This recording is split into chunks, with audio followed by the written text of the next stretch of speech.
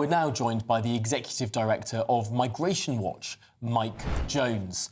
Mike, I want to dive into you quickly with this idea of the weather. I mean, is this simply an issue that has escaped control of all governments? Like King Canute, they stand against the tide yelling stop, but really it's not within their control at all.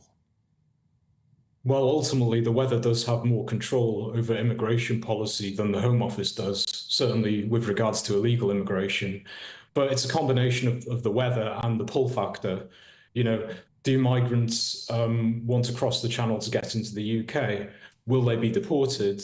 The answer to that is yes, they do want to be in the UK. Will they be deported? No. So it's a combination of factors. But, you know, what we have control over is public policy, and we could certainly reduce the pull factor if we had the right deportation policies, which we don't have at the moment. And Mike, there's been a lot made of the accommodation situation for those waiting for their asylum claims to be processed. We know that Yvette Cooper and Keir Starmer didn't want to be using RAF bases. Well, now we hear that they're extending the use of one in Wethersfield. We also heard that they don't want to use hotels anymore. We've heard that possibly 2, maybe more new hotels are being procured to house people. It's very difficult for their promises to match with action when the numbers continue to come.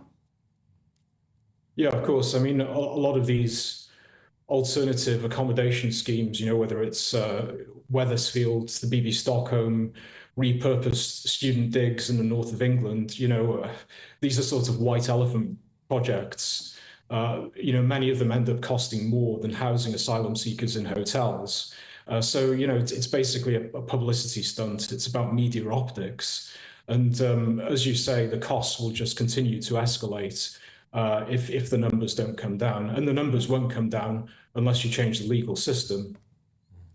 And yet, the Prime Minister is talking at Interpol today. He's talking with many leaders of many countries who are facing exactly the same problems. I mean, we look at the tens of thousands coming across the Channel to the United Kingdom and sort of quake at that number. But you look in the United States of America, where millions have come across the border. Or you look at Italy, where hundreds of thousands have come across to that country.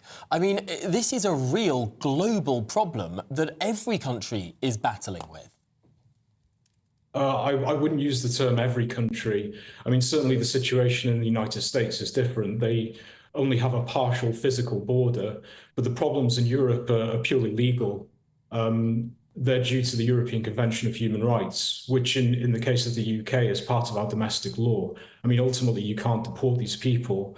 What Keir Starmer believes in, he thinks this is a problem of resources and capacity. Now, for sure, we could have more money in the system, we could have better surveillance technology, more investigative officers and so on. But ultimately, you can't really smash the gangs. You can make life difficult for them, and that's happening at the moment.